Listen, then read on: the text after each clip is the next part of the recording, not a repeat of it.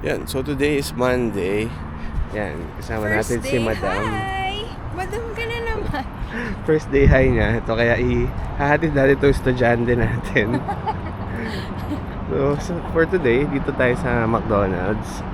Pero sabi ko kay Jimmy, maghanap siya ng Tim Hortons. Kasi hindi namin masusustain to kapag McDonald's kami. Kasi before nga, kaya kami nakakapagkape every morning dahil sa Tim Hortons nga. Meron siya nakukuhang survey. Dito na naman $1 coffee. Tingnan natin. Yun, so not bad naman pala. So para sa amin dalawa ng Jamie, $2.40. Ako in-order ko ng regular coffee, ikaw. Iced coffee siya.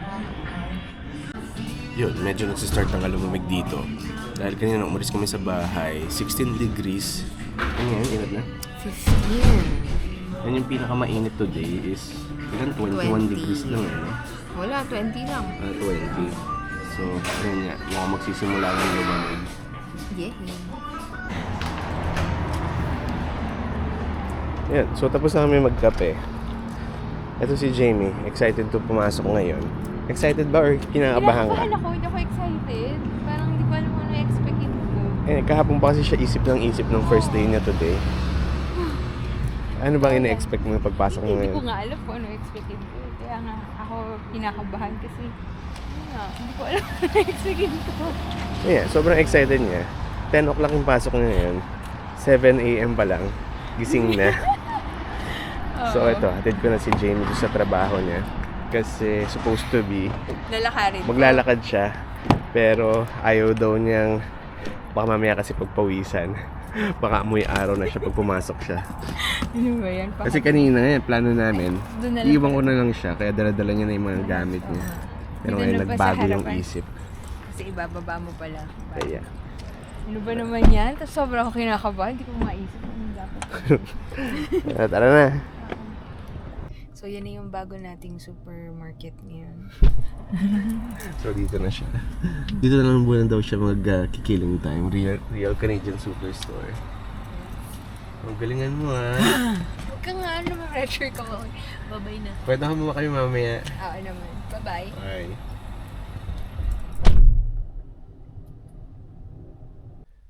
Yun, so nandito na ako sa trabaho ko. Ayan, sakto. 9 a.m. Nandito na ako.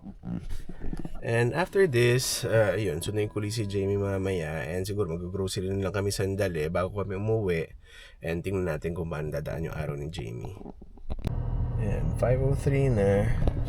So, uwian ko na. Sunduin ko na si Jamie. Ayan.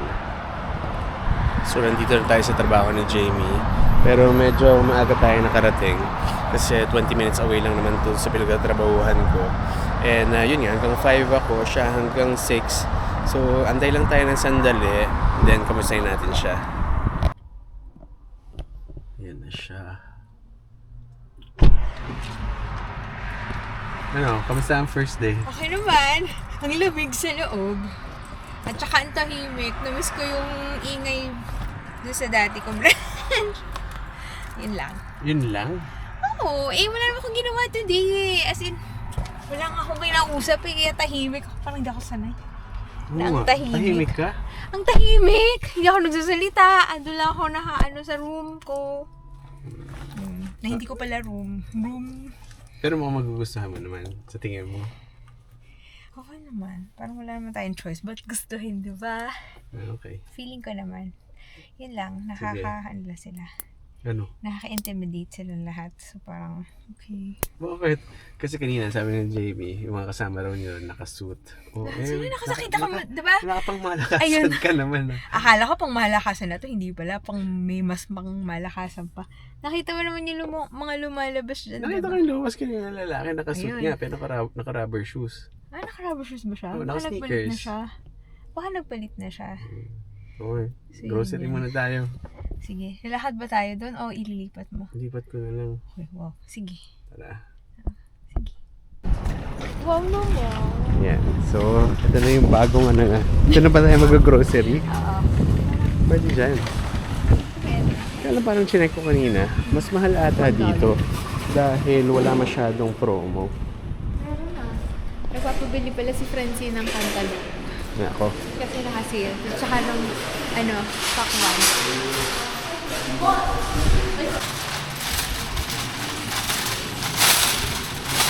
Diba ang laki?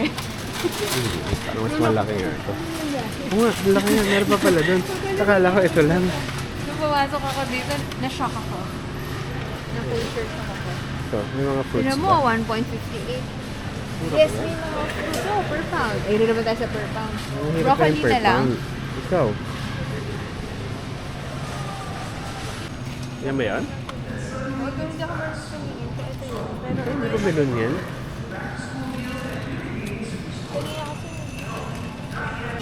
Parang ang ganda ng karne, no? Kasi ito, sabi niya, magsi-steak daw siya. Hanggang Hindi ngayon, mo wala naman. pa rin. Gusto mo ganyang steak? Eh? Oh, $10. Ito yung pinakamurang steak, manipis. Yan, actually, wala naman akong alam sa mga cut ng steak. Pero, Oh, ito, yun, mukha lang $7. siya maganda. Parang sa akin, pare-pareho lang siya. Yun na nga eh. Ito, marinating steak siya. Next time na. Pag naubos namin yung binili niyang napakaraming giniling sa Costco. So, pwede pala ka bumili ng sa spaghetti sauce ulit. Kasi yung pasta, Okay. happy ka naman. Yun. So, binayaran namin ngayon. $9 lang. Diba? Kasi yung total bill namin parang 19. Tapos sabi ko nga sa last video ko, yun, yung PC Financial na kasi yung ginagamit namin na credit card. So, less $10. Nakapag-price match pa tayo. Ayun. Hindi, kasi may additional $10 pa ako dun sa points ko. Kaya lang, since hindi nga mapot ang 20, so sayang naman. Kaya 10 lang yung ginamit namin.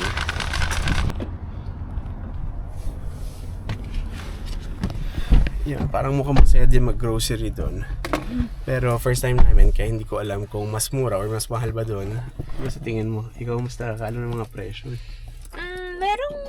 Merong mas mura, merong mas mahal, pero ang maganda kasi, kung gusto natin ibase siya sa no frills, Pwede may price siya, match. pwede mo siya i-price match. So, para ka Parehas lang. mas maraming stock dito. Parang ganun. Tsaka meron siyang Joe Fresh sa Oo, loob. binakita ko may Joe Fresh, tapos may bangko, yung PC, Yung PC Financial. Oo. Yun. Tara, uwi na Galing. tayo. Yan, so nandito na uli ako sa trabaho ko. So hindi ko nga natapos yung video kagabi dahil kumain lang ako tapos natulog na. Siguro nga dahil napagod din ako dahil maaga akong gumising dahil sinabayan ko nga si Jamie. So kahapon nga parang wala palang masyadong nangyari kay Jamie dahil siguro nga first day lang din niya. Pero while naghihintay nga ako kay Jamie, no, tinawagan ko nga yung mga dati kong kasama sa bahay, si Pat at si Ren. Kinakamusta ko lang dahil sila nga yung lumipat sa Nova Scotia. So far okay naman sila. Kasi kahapon parang nakakaramdam na nga rin ako ng pressure kasi yun nga, nung umaga nga na yun, pinag-usapan nga namin ni Jamie about dun sa trabaho niya. Kasi inaay niya na position after dun sa trabaho niya ngayon is ang dami palang exam nun. I think mga 3 exams sa ata yun. And more or less, abutin siya ng mga 1.5 to 2 years. And given nga na hindi pa nga kami PR, parang ayoko na ba masayang yun kasi paghihirapan niya ng 1.5 hanggang 2 taon. So tinandaan ko lang yung mga kilala ko, especially yung mga tao na nauna sa akin dito sa Canada, kung ano yung nasa isip nila, kung ano yung mga plans nila, so ano yung mga ginagawa nila para ma-PR. And yun nga, hindi pa rin ako makapag-decide until now kasi yun nga, matatapos na uli yung August, wala pa rin draw yung OINP kasi yung last draw nga nila parang early June pa. But from the time nga na nagbago yung process noong July 2, wala pa ring draw. So as of now, hindi ko pa nga alam kung ano yung kailangan kong gawin kasi hindi ko nga malaman kung meron kaming chance dito sa Ontario. So hopefully nga na magka-draw na soon para more or less magkaroon kami ng idea kung rin dapat namin gawin. So short video nga lang ulit tayo ngayon kasi wala naman masyadong nangyari kay Jamie kahapon. So siguro hanggang dito na muna uli. So again, thank you for watching and I'll see you in my next video. Bye!